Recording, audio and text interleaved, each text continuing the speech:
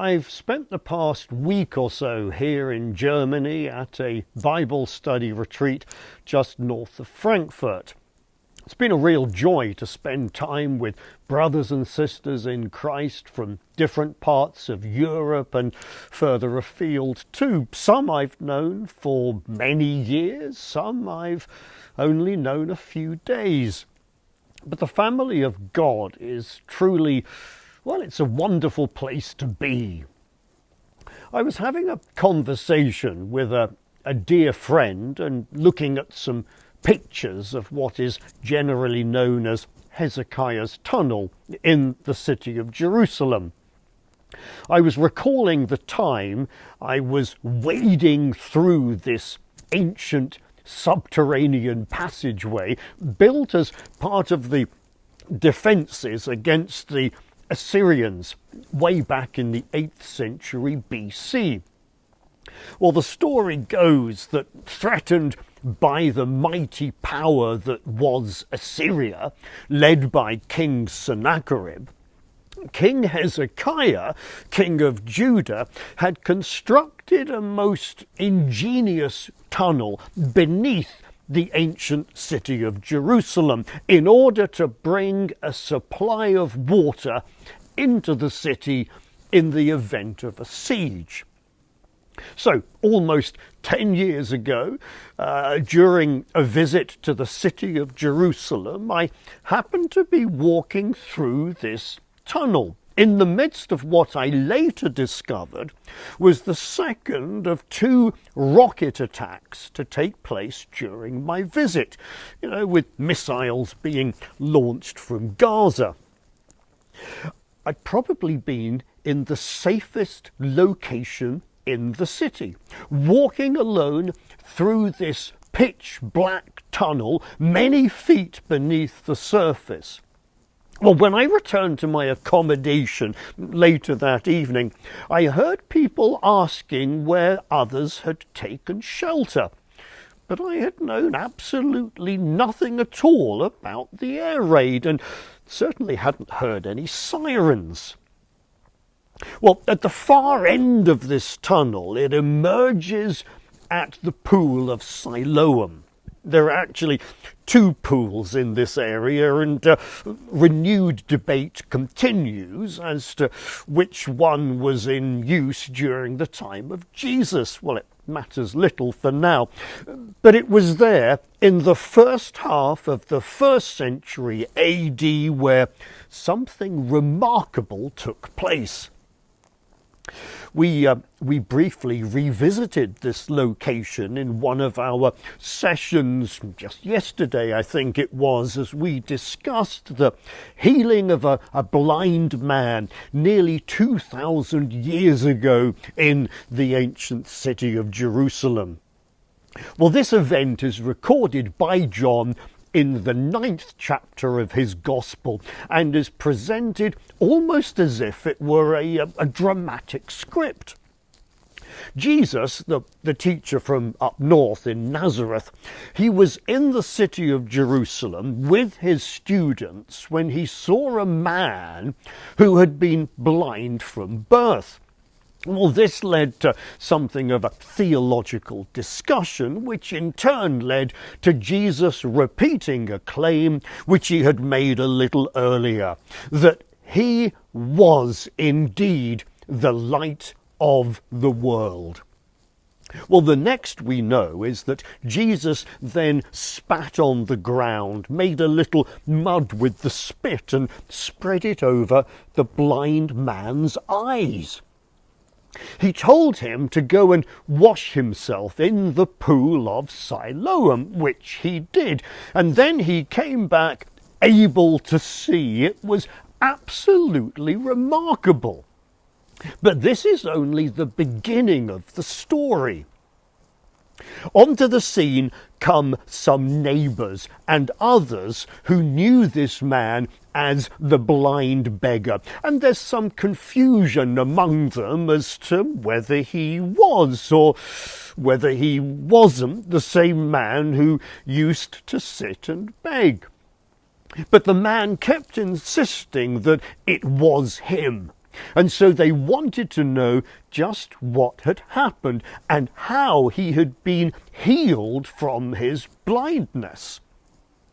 So he told them, he told them what I've just told you, how that the man they called Jesus had made mud, spread it over his eyes, and told him to go to the pool of Siloam and wash himself. So he said, that's what I did, and now I can see. Well, as you can imagine, there was plenty of skepticism and confusion. So they wanted to know where this Jesus was. The chap told them that he didn't know. So they took him to some of the religious people, as you do. And before we say any more, you would have thought that everybody would have been over the moon on hearing about this man who was able to see for the very first time in his life. You know, everybody would be sending him cards, congratulating him on his newfound sight and wanting to share in his excitement. But oh no, there will always be those determined to find something wrong and who are always set on pooping the party. You know, when the world needs a bit of positivity and optimism, there will always be those intent on seeing only the negative picture and sharing their fears and their woes. And the religious people seemed particularly good at that sort of thing. The moment they heard what had happened, some of them were outraged. Whoever he was, this man, Jesus, he couldn't possibly be from God because this healing took place on the Sabbath. Now, we probably ought to say something about the significance of the Sabbath and something about the way in which the religious people had taken something positive and turned it into something that was both burdensome and memorable for all of the wrong reasons. The simple idea behind this weekly day of rest was to serve as a reminder of how God had created the heavens and the earth and then rested from his work. It was to remind the Jewish people of what God had done in delivering their ancestors from slavery in Egypt and how that he had given them rest from their oppression. It was all about reminding the people of God of who they were and of God's constant goodness towards them. But instead, the religious people had turned it into a matter of legality and legislation. Rather than having anything to do with the relationship which God desired to have with his people, they had turned the Sabbath into a matter of rules and regulations that did nothing to bring the people any closer to their God. They had turned a way of life into a religion, with all its rituals and complicated rules. And it was some of these complicated rules which they claimed that Jesus had broken. It really was rather tragic. They claimed to know all about God and his ways, but in truth, they knew nothing. They may have been able to quote lengthy passages of Scripture, but they didn't have a clue what they meant.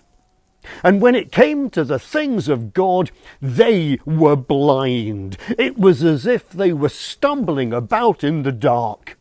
They gave everyone the impression that they knew the ways of God. They were experts of what we might call virtue signaling, but they were nothing more than hypocrites, blindly leading the blind. We've probably seen the same sort of thing ourselves. We should say that not all of the Jewish religious leaders saw things the same way. In fact, there was a deep division of opinion among them, John tells us. Some of them were convinced that Jesus was nothing to do with God because he was violating their understanding of his ways, but Others couldn't understand how an ordinary person was able to do such amazing things, such as restore sight to the blind, regardless of what day of the week it happened to be. So they asked the man who had been blind some more questions. They wanted to know what he thought about Jesus. Well, understandably, he was impressed. After all, for the very first time in his life, he was able to see. And so he told them that he thought that Jesus was a prophet. Well, that certainly didn't fit in with their ideas, so they began to doubt whether this man had actually ever been blind in the first place. And they called his parents to see what they had to say. It was as if they were being summoned to some sort of religious kangaroo court. His parents, when they arrive on the scene, they tell the religious leaders that this was indeed their son, and that he was indeed born blind, but they said they didn't have a clue as to how he could now see, or even who it was that had healed him. If they wanted to know that, well, they would need to ask their son himself. After all, he was old enough to speak for himself. It looks rather as if they weren't really telling the truth. The thing is, the religious leaders had made it known that if anybody said that Jesus was the Messiah, that he was from God, well, they would then be thrown out of the synagogue. And this chap's parents didn't want that to happen to them. To be thrown out of the synagogue, well, it was to be socially excluded and to be considered as an outsider. It was a rather serious business. And apparently they cared more for their social standing than they did for their once blind son. Perhaps they had never really liked him. After all, he might very well have been a drain on their resources and he'd even had to beg for a living. No, they didn't know these things, or rather, they chose not to know these things. Where the religious leaders were simply spiritually blind, the parents of the healed man chose not to see. They lived in fear. They lived by fear and not by faith. And rather than stand up for what they knew to be true and for one whom they should have loved, they cowered behind the hypocrisy of the religious leaders and the system which they represented. Well, the drama continues. They bring back in the man who had been born blind and tell him that Jesus was a fraud. Well, he was having none of it. So the conversation gets rather heated, as you can imagine. Maybe some sarcasm thrown in for good measure, if not some simple incredulity at the real blindness of those in charge. And to cut a long story short, which we need to do on this occasion, they call him names and then they threw him out of the synagogue. Isn't that the way that it goes? Some people, even people in high places, if they can't handle the evidence, they'll call you names and then they'll throw you out. They'll cancel you, we might say today. Yes, nothing has changed. But you know, I rather like this man. I don't know whether he ever did get to see the inside of a synagogue, but I don't think he could have cared less. he really didn't care for these religious games and the politics and the power that accompanied them. He didn't care about the ridiculous rules and regulations that were all so terribly important to these religious leaders. And he certainly didn't care for their hypocrisy. But he cared for the truth. He loved the truth. Yes, I like him.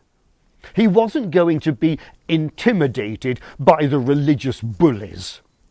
Not only could he now see his lifelong surroundings, but he could also see right through the pretense and deceit of those who should have been shepherds to the people.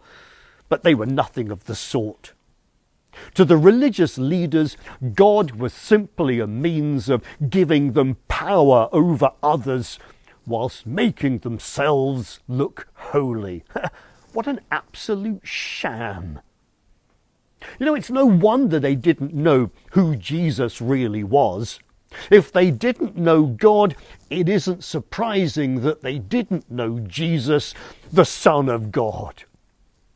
And when he got to hear about it all, well, then he went and he found the man whom he had healed.